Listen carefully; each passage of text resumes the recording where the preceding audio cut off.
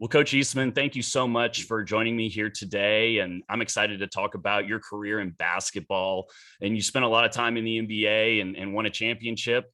But I want to take you back to your pre-NBA days and talk about your college coaching career. I think a lot of times we focus on our NBA experiences or our professional experiences, but there was a lot of coaching that went on before you got your chance to be in the NBA. And I just want to know how those 22 years, 11 as an assistant and 11 as a college head coach, prepared you to go into the NBA and coach on professional teams. Yeah, well, I think probably the biggest thing is you were on the floor and you were coaching, right? Because no matter how you cut it, at some point you got to be on the floor and teaching and coaching your players. And I think you find your voice the more times you do it. And I was able to find my voice. The other thing that I think was important was you get to figure out how to deal with successes and how to deal with what I call failures and mistakes. And how do you react to that? Because the one thing you find out in professional sports is be careful, because you're going to be humbled probably in the next week somehow. That team you know you should beat based on the standings, they come up and bite you and they beat you. So I would say those two things more than anything else jump out to me when people say, well, what did you get? What did you learn out of your years in college? Make sure I turn off this phone. Okay. You mentioned finding your coaching voice, and I just want to hear from you, like, how did that evolve? And, did it happen very early on, or were you trying to emulate coaches and that's how you found your coaching voice? Just kind of talk about what that meant to you and what your coaching voice stood for. Yeah, well, when I first got into coaching, I probably wasn't reading as much and finding out about other ways to be successful as I am now. So I don't want to go into names, but some of the role models back then were the guys who were more command and control, and you just kind of pounded it into your players, and the relationships don't matter and how they feel doesn't matter. It's just they got to get this done in order to win the game. Right. And I don't know that I was at the extreme of that by any means. But I just kind of found out over the years, as I watched players react to me and to my coaching, what works, what seems to be resonating, what has gone deeper than just, hey, do this drill. Right. And for me, as it evolved, and then when I got in my pro years with Doc Rivers, he really taught me a lot about delivery and tone and positivity, yet at the same time holding them definitely accountable, right? So for me, I think I found my voice through trial and error and through observation and self-reflection, which are so important to success in anything, even finding your voice, right? But to find your voice, I think it's important that you have done enough of the background work and research and studying and thinking to have a voice to be listened to, meaning your competence level, right? Do the players trust the knowledge that's coming out of your mouth from your head, right? Do they feel that what you're telling them is going to work? Do they feel that what you're telling them is going to help them become what they want to become in the game? So I think that's probably how I interpret finding the voice. And you talked about self-reflection, and I know that journaling and note-taking has been a big part of your journey as well. Was that kind of where that self-reflection came in, or did you have certain mentors that you were turning to that kind of could help you build up these weaknesses or enhance your strengths? Yeah, I think early on, I only knew what I knew. And that was from the experiences that I had and the coaches that I played for. And probably if I'd have been a deeper self-reflection person, I would have gone back to my high school coach, who proved that you can be closer to your players, still hold them accountable, occasionally raise your voice at them, but also making sure they knew that everything you said came from the right place, the heart, with the right intent to help you get better, and also the right delivery based on who you are and what you receive best. When you open your ears the most, the largest, the widest, right? Oftentimes that's a reflection of how the message is being sent to you. So for me, of course, I kind of went back to those that I played for. But because when I first got into coaching, say whatever that is now, 35, 40 years ago, I wasn't reading as much to find out other ways of doing it. That the Tony Dungy's of the world, right? That Right. you can actually kind of be a nice person and still win a Super Bowl, right? So that for me was something I wished I had done more of back then. Yeah, and it's interesting because I think a lot of times we think of these higher levels as it changes a lot, but in a lot of ways it stays the same. And I want to know, did you need to learn anything new as you went into the NBA to be an effective coach? Or was it a lot of the same principles like you just outlined? Well, I went into the NBA as an assistant coach, so your voice, at least with Doc, isn't heard as often as when you were a head coach. And as a head coach, you were in control of how everything worked. So I often like to say, when I was in college as a head coach, I probably talked in paragraphs, right? When I got to the NBA, I understood that I have to talk in bullet points. I've got to get in, make my point, and get out.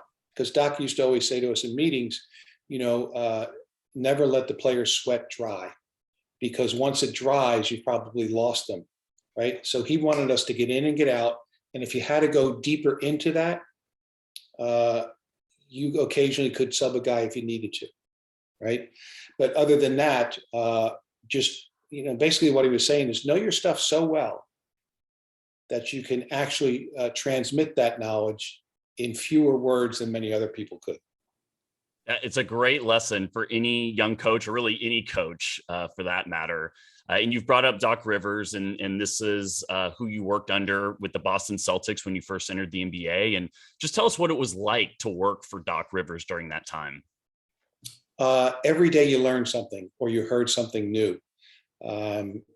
Doc has so much wisdom that I don't think he even knows that he imparts on not just players, but coaches.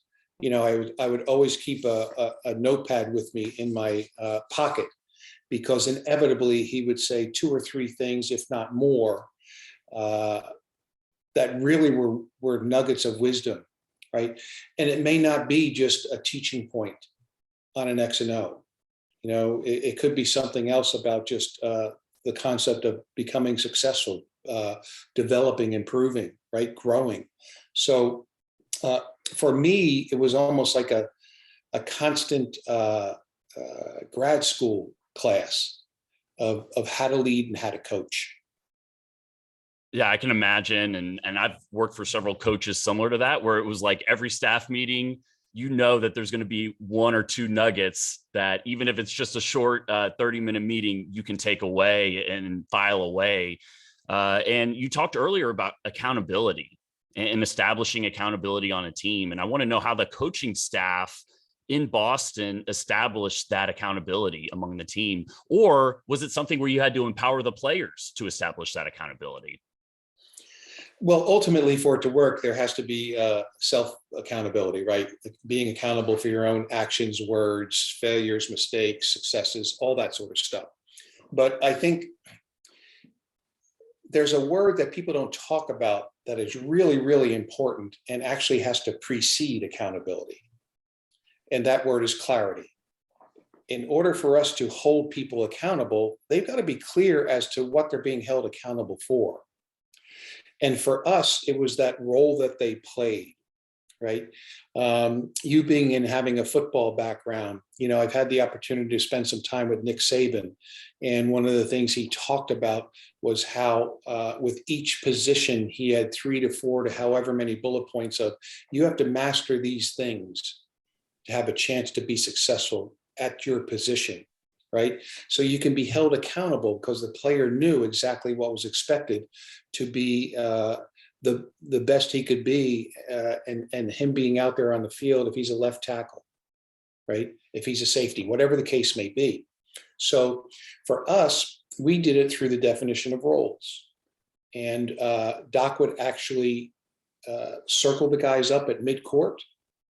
And before our first practice, he would go over the role of each player in front of every other player, because that allowed not just the staff to hold them accountable, but every player knew what every other player was being held accountable to, so they could hold each other accountable to each other for executing their role.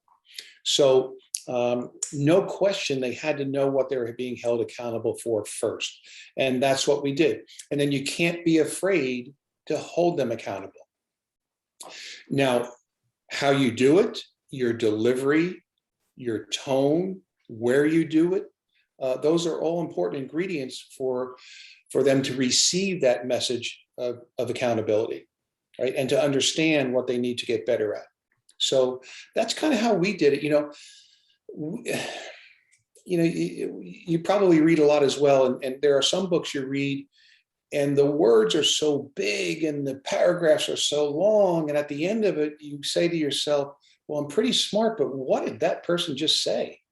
So for us, we wanted to be we wanted to simplify our messages, because we believe that success lies in the simplicity, confusion lives in the sophistication. Now, sophistication may look good at a clinic, but when you only have 12 seconds to correct something that's going wrong, you better be to the point, simplify it so that it could be understood, and then boom, that player's out and back in the action again. Coach, I could not agree with you more. And, in my football career, even the best offenses and defenses I coached on were the simplest defenses and offensive systems. They had the fewest amount of plays. And I think it speaks to what you just mentioned, where everybody understands what their role is. I don't have 100 plays I need to memorize. I have 15 plays. And if I get in the game, I know I'm either doing A or B. And I think that allows talented players to kind of unleash their abilities in a easier way for them, rather than getting maybe a little confused with, well, am I supposed to drop to the hook in this blitz, or am I rushing the quarterback? So seen it in my career too. And I 100% agree with you on the simplicity front. Yeah, I think, I read a book one time that Darrell Royal, the old football coach at the University of Texas, authored. Yep. And he said, a hesitant athlete is a non-athlete. So if they have to take even 2 seconds to think what they should do, that's a 2-second advantage that his opponent has on him, right? Yep. So, yeah, I totally agree with that. Like Kevin Garnett even said it to us. He said, Doc, we don't have to have 7 ways to guard the pick and roll. Give us 1, maybe 2, and if it's a special player, like a LeBron, give us a package. We called it special player defense. There's a certain package we had for the great ones, the Stephs, the Damian Lillards, the LeBrons, right? For the Kevin Durants, for those players. But other than that, we had 2 ways to guard the pick and roll. And Kevin basically said, hey, let's work on it every day, and we'll be great at it. That's our commitment to this. If your commitment would be, let's keep it to 2. And let's be the best we can be at those 2. And it turned out we were. Yeah. And you mentioned Kevin Garnett, and I want to get into the 2008 championship season that you had in Boston. And you talk in your book about how Doc got the team together in the first practice and kind of laid out a vision that there are the ingredients for a championship here. And I want to just kind of parallel, I've been in experiences in football where we've had very talented teams that could have the ingredients. And I felt that we maybe sometimes focus too much on the championship in like the striving towards that championship. And I just want to hear, obviously that season ended in a championship. And I want to know how you guys balance the focus of the vision for where you were headed, and then also the process of the day-to-day grind. Yeah, well, the vision and the ultimate goal was to win it all. Every team, I think, at that level, professional sports, that's kind of what you're in it for, and you understand that. So, but our mission was a little different in that, Boston had had some down years and hadn't. They've had so many years since banner number 16 was won. As a matter of fact, such an emphasis that our ownership group called their group Banner 17, meaning we've got 16 already through the Red Auerbach years, et cetera, but 17 needs to be won at some point. So the message at first was, why are we here? Here's why we're here. And I believe we have enough in the room. He wanted to make sure that they knew that in the room sat enough to accomplish the ultimate goal. And then after that, we said, comma, but a championship is won by a number of days stacked upon each other, where we give the best effort we have, focus on the things that we are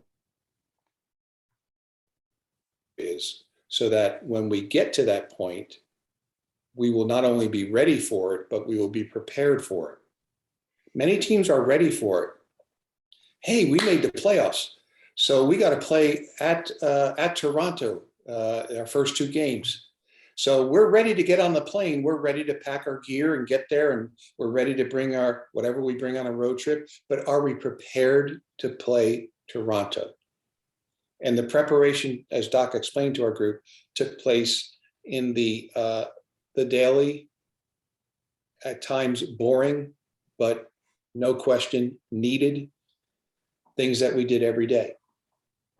Yes. And I know you talk in your book about success really being kind of focused on the small wins, and not necessarily the big wins that we tend to glorify. And you had acquired two of the best players in the NBA and obviously come together as a team. And this is not always guaranteed just because you have talented players. Was there anything that was happening amongst either the coaching staff or the team that allowed you guys to gel so quickly? Because right after those two superstars were added, you guys were off and rolling and on your way.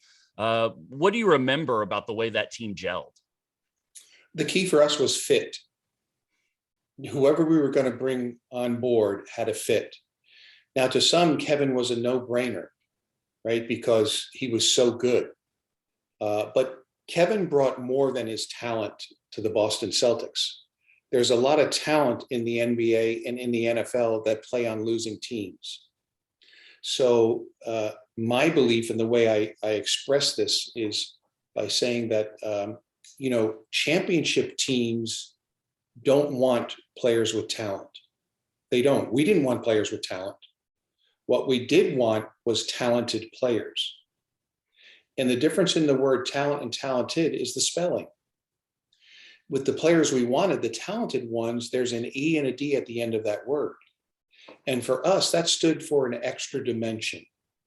Beyond their talent, what else did they bring? Did they bring the character we needed? Did they bring their love for the gym? Right? Just wanting to get in the gym. You've been around players where you got to drag them onto the field. Other players can't wait to wake up to get to the practice field or the weight room so that they can get better that day. So we really concentrated on not just getting superstars, as the word that you used, not just getting really, really, really good players, but getting the right really, really good players. What else do they bring beyond their just pure talent? For Ray Allen, which was the second player you're referring to, he could shoot the ball better than almost anyone in the game. So that's the talent he brought. But he also brought a silent work ethic that everyone else in the organization could see. What you find out is in the NBA anyway, the best shooters, they're also the ones who take the most extra shots in your organization. So how about that? Maybe there's a formula to this thing. Maybe if you actually go out and take a lot of shots, the right way, that is. And Ray was a stickler for doing things, especially in practice, as perfectly as he could, right? Knowing there would be some slippage at game time. because of the speed of the game and the length of the players and the quickness of the players. So for us, it was fit. For instance, James Posey, who no one ever talks about, he was on our second team, our second unit. He may have been more valuable than the three superstars because he was the only one on our team, and at that time, even on our team or on the coaching staff, that had ever won a ring. So he knew what you had to do to win a ring, right? So he imparted those lessons along the way, and he held the starting unit very accountable, which in order to win a championship, as you know, your second unit has to be able to attack the first unit so that the first unit sees equal to, if not more intensity in practice than they would in a game. Yes. So it was fit for us. It was getting the right ones. And we did, from their character to their integrity, to their intensity, to their intent. You know, they weren't going out just so that they could. As a matter of fact, all of them took less shots. Kevin Garnett, Ray Allen, and Paul Pierce took less shots those years that we had our championship runs where we won it and lost it. But they took less shots per game than they had ever done in their entire careers to that point. Yeah, I had a great coach that I worked with that said team success as a prerequisite to individual success. And when you get that specifically with these players that are, you know, these are all-star players. These are players that are the face of the NBA. And like you described, they're doing the invisible things that end up having a ripple effect among the entire team because, and I think we saw this, you know, to pull a football example, Tom Brady shows up in Tampa Bay. Tampa Bay is kind of an average football team. And he shows up and yes, he's talented, to use your phrase, but he also brings all of these other things in terms of the work ethic. And I think for players in that locker room, they see him as a talent for his quarterback play. But once they see him up close and what he does to prepare his body to play and what he does in preparation in the weight room and in the film room, I think it changes everybody's approach because they see that this all-time great who we've just seen as this talent, now we're kind of seeing behind the scenes what really goes into him having success. No question. Well said. I can't even add, I don't even want to add anything to that. And you ended up going with Doc to the LA Clippers. And I have a specific question because I'm here in Dallas and I love the Dallas Mavericks. And there's a player right now that I've become a huge fan of on the Mavericks, Reggie Bullock. And did not know about him before he joined our team. And he was there with the Clippers very early on in his career. He was a really young player. And so this is more of a selfish question, but I just want to know, you know, what was he like early on? Obviously, he's come a long way since that early time. But was there anything that you guys saw early on in his development, or has he really just taken a lot of steps to become an impact player in the NBA since then? Well, a lot of it is what Reggie did. He put the time in to become who he is today, right? But we saw a willingness to want to learn. And the college game, the pro game is very different than the college game, right? I like to say the floor shrinks with each new level you go to, from junior high to high school to college to the pros. And the reason the floor shrinks is because guys are longer and guys are quicker.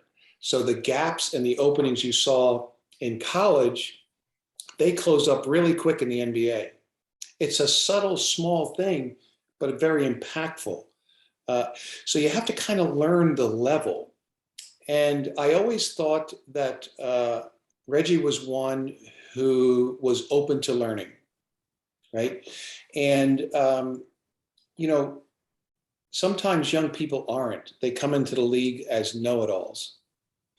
But really, to survive in professional sports for young players it's a race to maturity. Who seems to mature quicker than others? Who seems to get it? Like the players who succeed, they get it. They get it, right? Teams who win championships, they get it. It does require help from someone else, no matter how good you are. LeBron's experiencing it. Year one there, not as much around them, and they weren't as good, right? Year two, and Anthony Davis comes in, he stays healthy, they win the thing. Now this year, some injuries, different makeup of the team, not so good, right? We all need others. Reggie understood that part of it and was willing to be a team guy.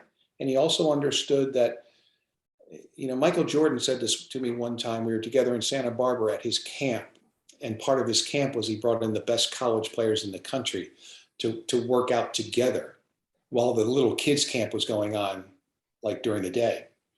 And Michael once said, success doesn't stop once you get there.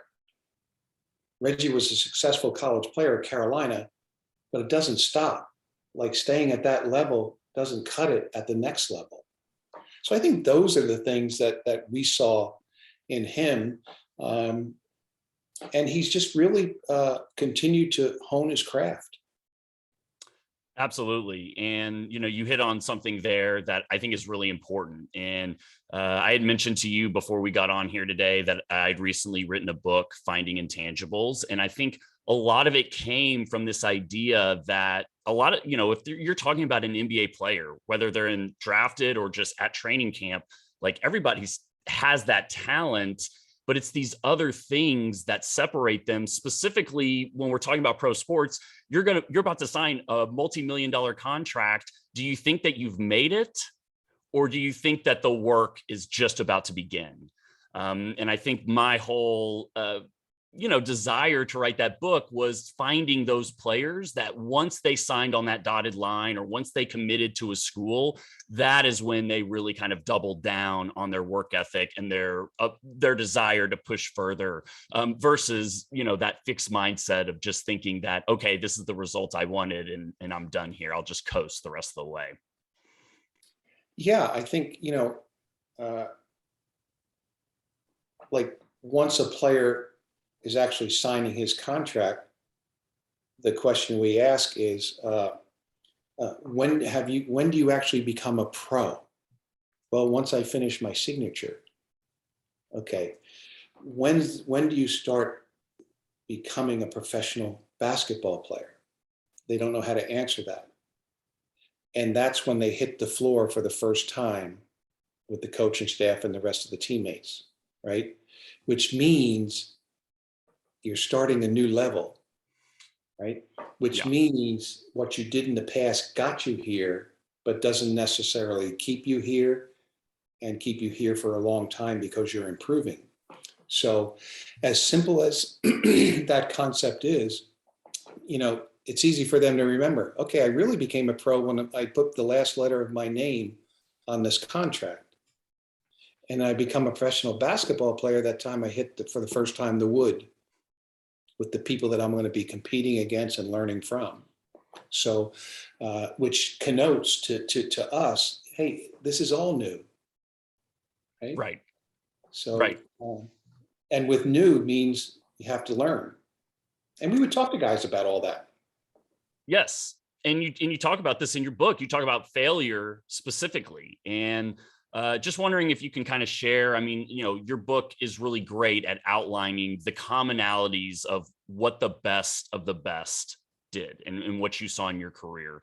And, that value of failure obviously ties in a lot with truth, which you talk a lot about in your book and kind of put a lot of importance on.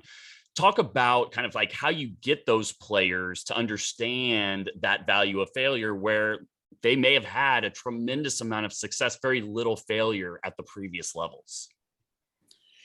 Yeah, well, I mean, many things you talk to them about through the process. I mean, you don't just throw it all on them second one, day one. So types of different things that we would talk to them about would be, number one, to understand that there's a lot of you up here, right? There's a lot of, say, Reggie Bullocks up in the NBA. Some may not be quite as good and some may be a lot better, right? So you're going to have to compete to make sure that your version of Reggie Bullock is able to sustain itself over 8, 9, 10, 12 years, right? And then you go into how do you do that? right? The other thing is to educate them on the fact that every player in the league has been humbled at one point in their career, and every player in the league has failed at some point in their career. Every team has lost games they shouldn't. Some teams have lost championships that they actually should have won. So being humbled and making mistakes and failing sometimes is just kind of join the club. Hey, you're now in the NBA, join the club, right? Now, the club separates itself from those who are coming in to try and join the club and those who stay in the club for many, many years based on their ability to react to those things, to it being new, to the definition of hard work actually changing. Because the definitions change with each new level. As a junior high kid, hard work meant one thing. Now you got to high school, oh gosh, this is a little different. Now you get to college, oh my gosh, there's a little more required of us than in high school. And our high school coach said we worked hard.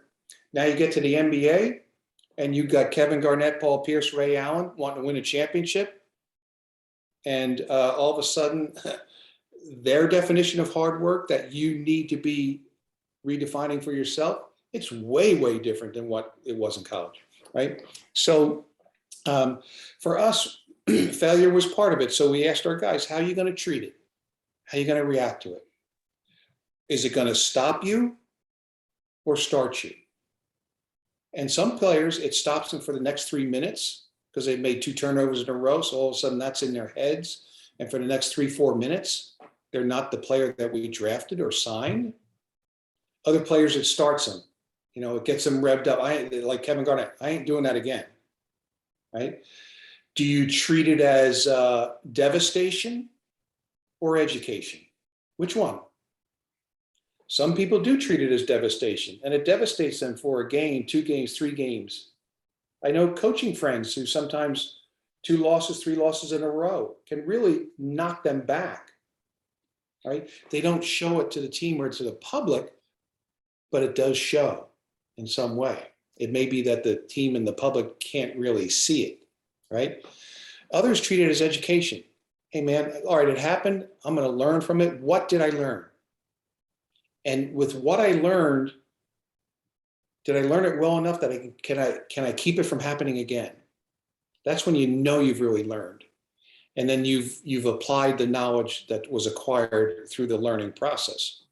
And then the last one, again, we kind of stole from Nick Saban. Never waste a failure. You know, he said that unsuccessful people waste failures. Successful people, they use them, right? And he said it's been a staple of their program, that he does talk to his team when those things occur, that let's not waste this. It happened to us, let's not waste this. So those are some things. And then the other thing is we didn't want them to be afraid of trying a new drill, right? Maybe tweaking your jump shot because it may not work as well in the pros if you continue doing that, you know. But I think all of us we fear the consequence of failure, right? Because it'll embarrass us. And I always say, if you fear the consequence of failure, if you want to be successful, you need to put equal fear to the consequence of never trying. Because what happens if you tried and it worked? Like I was scared to death my first couple of weeks in the NBA. I'd never played in the NBA, never coached in the NBA, never really knew NBA guys. Doc hires me. There was a little fear there. Do I belong? How can I prove myself? How can I bring value to the team? So I could have said no when he asked me to join the Celtics, but I thought, you know what? This is a great challenge. Let me try. And I'll know one of 2 ways whether I should be there. Either the game will tell me I shouldn't be there because you don't know what you're talking about, or I'll know. Like I always used to tell Doc, you know, the one thing about me is you'll never have to fire me because I'll know before you have to do it. And I'll actually come into your office and say, hey, look, you need to bring somebody else in. So just some thoughts on failure. I love that. And I think, you hit on something a moment ago that reminds me of a quote, and I'm in my head, I'm attributing it to Nick Saban, but the pain of regret is greater than the pain of discipline. Mhm. And, you're talking about trying something new. And I think you see this in all of really the great performers.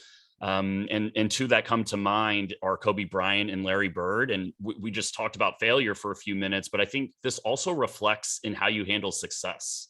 Like the ability to avoid that complacency. And the reason I talk about Kobe and Larry Bird is because I've heard stories of those guys winning championships and literally being in the gym the next day talking about, like, my competition's got 3-4 weeks head start on the off season, or I know, as you like to say, the on season.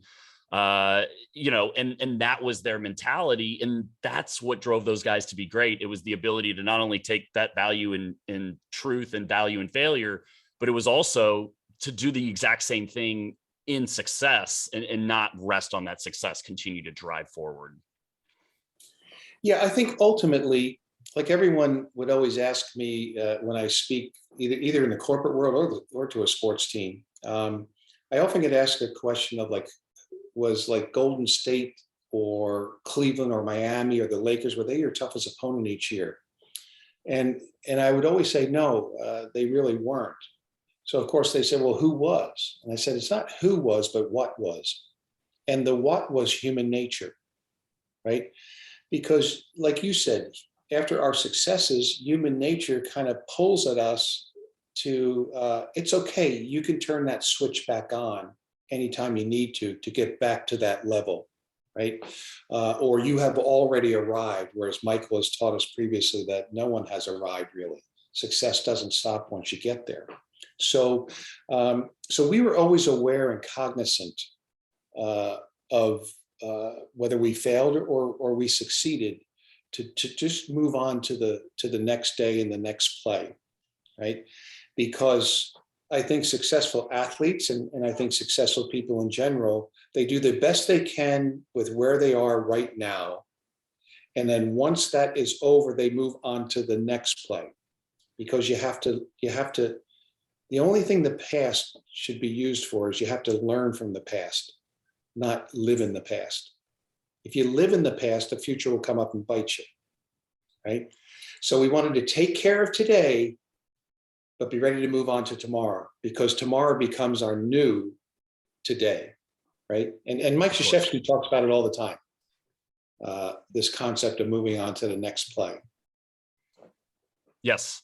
And this unrelenting focus on the present moment and continually improving is one of those similarities that you see amongst all the great teams and great performers.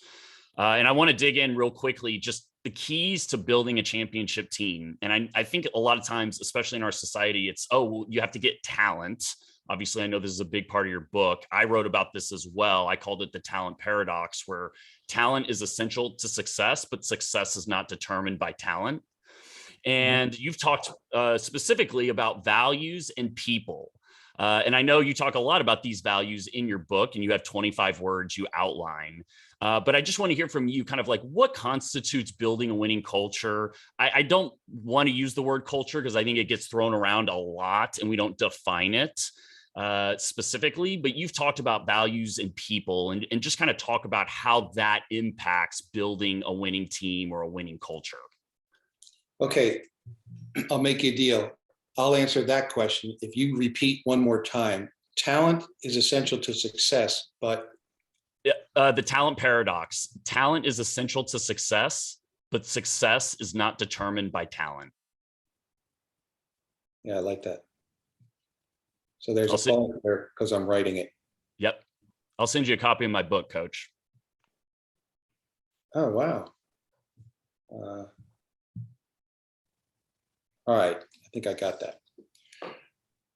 Okay. So this kind of whole culture thing, or like, there's so many books that have told us over the years that culture is the most important thing to organizational success in the sports world and the corporate world. And I agree, it's important. It has to be a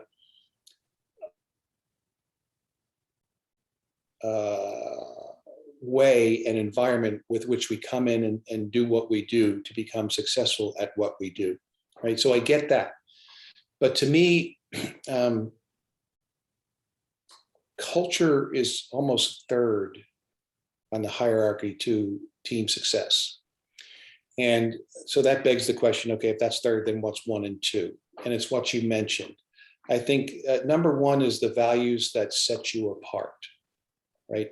For what you believe in, because so much of the values you have will be embedded in the culture that you create.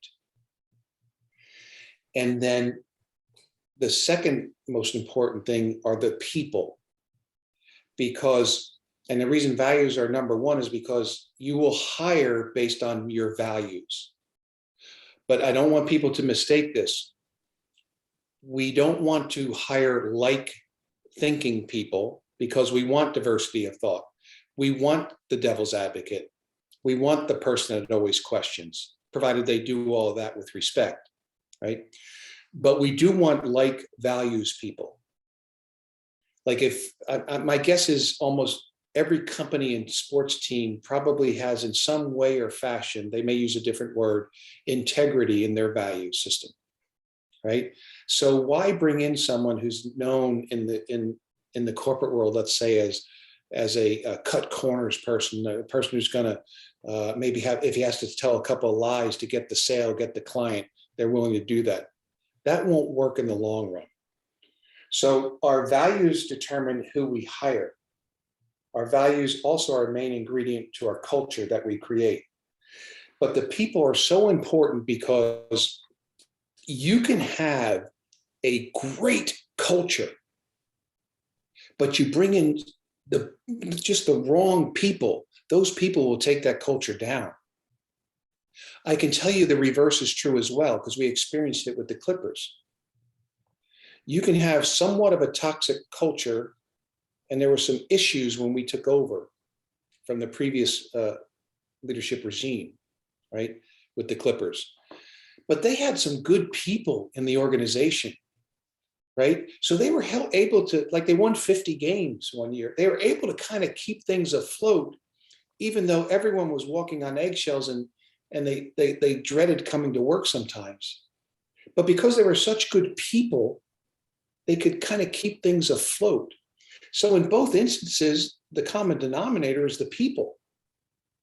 It's not the good or bad of the culture, it's the people, right? Because people can destroy it, or they can carry it, or at least sustain it.